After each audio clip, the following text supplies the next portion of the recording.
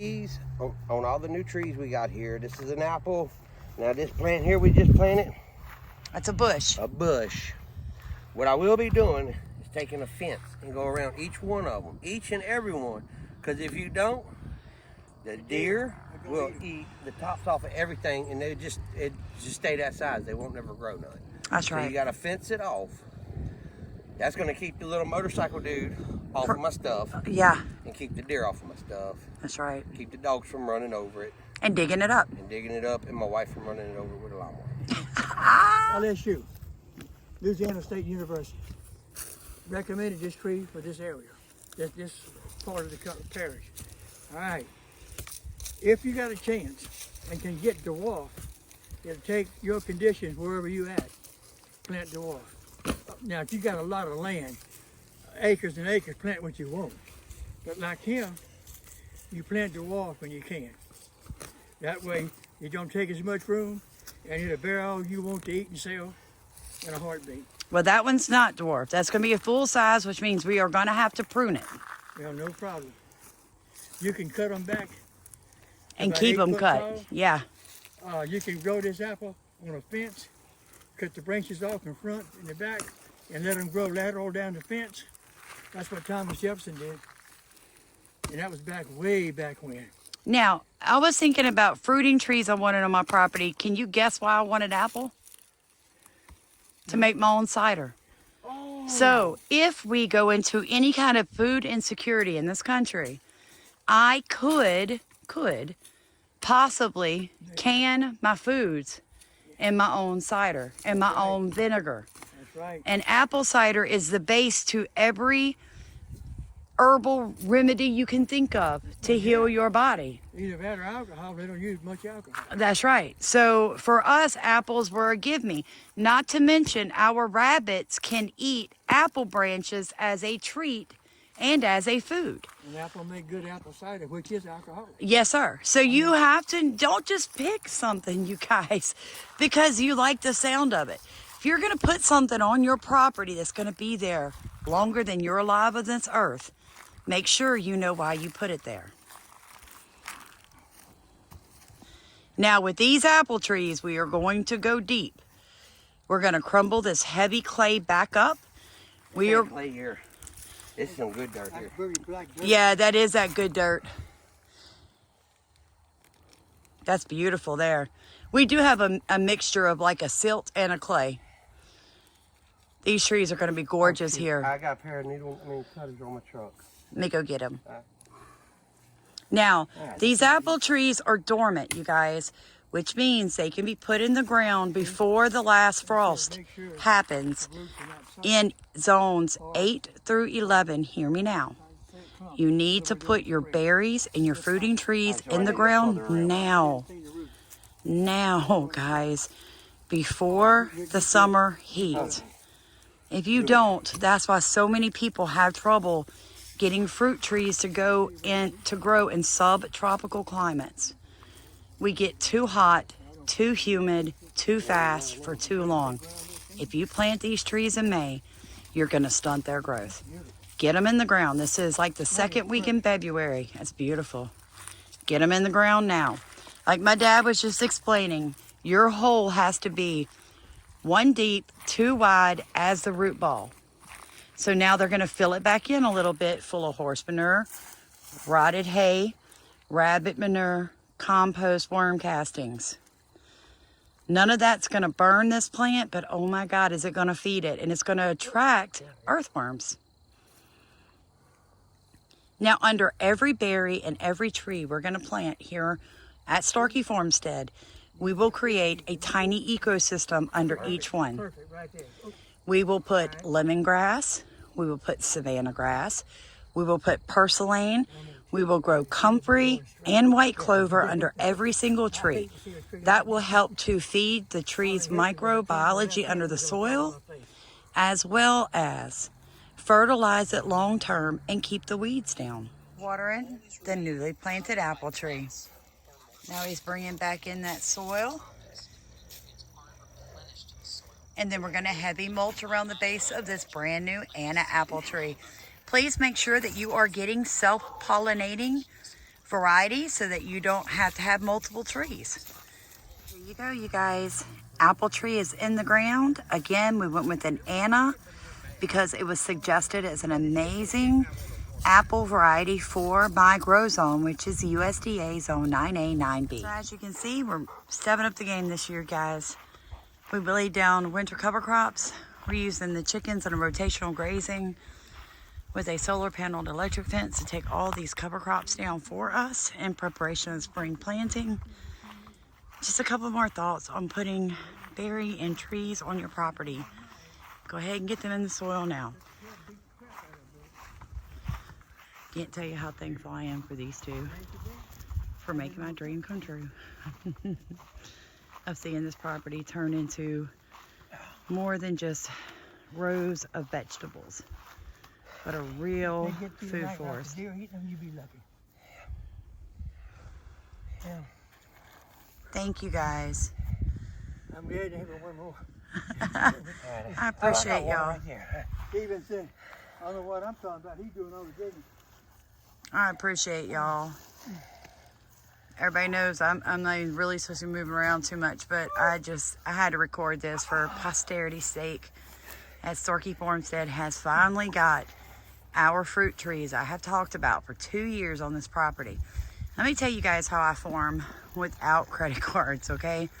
Instead of buying $200, $300 3-year-old trees, I bought the $15.99 ones and I started them basically where I'm gonna have to wait 5 years to reap what I have sown. That's okay, because when I do finally get them, they're gonna be the best in town. You don't have to spend a lot of money. All right, there's a chance that, like they're talking about, a deer could come along, hard frost could come along, anything could happen, okay? So don't go spend hundreds of dollars on trees. Appreciate you, baby. Just wrap it right back around. Yeah, you see that burrow, that burn in the center right there? That's where the water runs. So you need to know how water works on your property.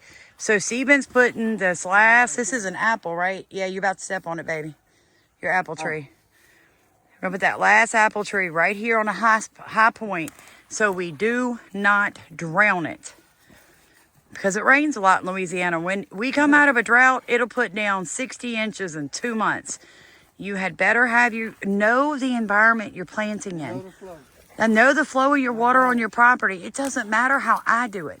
It doesn't matter how any guru with a 10-year degree in a permaculture, whatever, tells you to do it. If you don't work with what you've got, you're going to fail. That's right. And then you're going to be wondering why yours didn't come out looking the way you wanted it to look. And it's going to break your heart. The only time that you don't put a plant in ideal conditions, for whatever reason, you put it in semi-conditions because it's ideal for you for a reason, whatever reason. That's right. That's the only time you don't do that. That's right. So I keep telling you guys, you have got to work with what you have. Oh, that's hard packed clay. That's what we farm on. That's why we don't till. Just look at it. You got old red clay. I tell you what, if I was a dirt pit, I'd make some money off this little 2 acres. I'm telling you. I tell people, like, we know what kind of soil we have. That's why we chose this no-till, you guys. Tilling clay is like the worst thing you can do. That's why I started amending this last year. We got a whole video of me on the baby amending this soil right here. It don't look like we gotta go too deep with this one. You know, I'm just gonna get But I just find more I can put in that bottom, I think would be better. I do too. Because then you're going to pull your earthworms up. They're going to eat all that compost and stuff you're putting in there, leave their castings. They're going to open up that clay underneath so the water drains and your plant doesn't dry. It won't drown. Otherwise, that clay is going to get wet and it's going to turn back into a big, soggy sponge. And then the sun's going to come. It's going to turn into a brick, which is why we mulch like crazy. I never understood how people thought farming on bare soil was a correct way to do it. How does that make any sense? When you look at a forest, ain't nobody out there tending it. Hit black. Woo! It's got good soil. You got to go deep for it.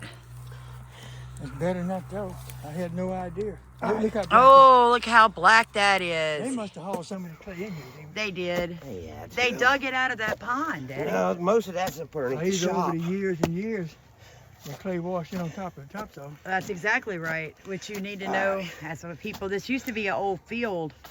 There's good soil here. We just have to amend it. Black. The roots. Well, the roots make it easier for the roots to get down. Yeah. But if you leave it in clay, you got clay pots that just hold water. That's right. You ain't case. That's just a clay hole. Yeah. So your water's just going to sit there. Well, you got a sump hole right there, that pond. That water's going to seep to that pond level. It's going to seep eventually. Oh, yeah. But it'll drown it and rot it until then. Yeah. See, this is why you got to let people do this and know what they're doing. You're lucky. That pond is a seep hole. Yeah. In other words, this water eventually will seep down to the level of that pond. That's exactly right. Otherwise, it'd be standing up here continuously. Continuously. Look That's at why neighbor. my garden doesn't have to be watered. Like people keep saying, there ain't no way you didn't water that garden. 6 days, been 117 degrees. Looks like an Eden. Eventually, the water gets trapped in the clay. That heavy mulch keeps that clay soft so that it can evaporate and seep down. Look at my neighbor. Every year, she's replanting her garden, her flowers. All during the year, she's got to replace flowers because they're dying. Yeah, her roots are I told her rotting. one day, I said, Judy, you're piling dirt on top of clay. Your water can't go anywhere. Yep. The whole yard's kind of soggy. That clay makes a barrier. And I told her, I said, what you need to do is dig your French drain from your field to that ditch over there, Yep. and the water will drain out across the top of that clay. That's right. Why do you think those watermelons liked where I had them planted? Because the water ran through that garden at a certain spot, and the watermelons could go deep. Always warm. Plants may go dormant in dry periods, but when water is available, things are constantly growing.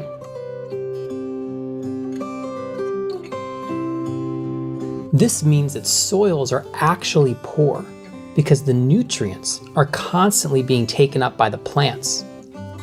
Nutrients can leach easily from soils during heavy rains and become compacted and eroded. So the soil should always remain covered by plants or mulch to protect it. So it's best to focus on tree crops and herbaceous perennials to maintain fertility in the system.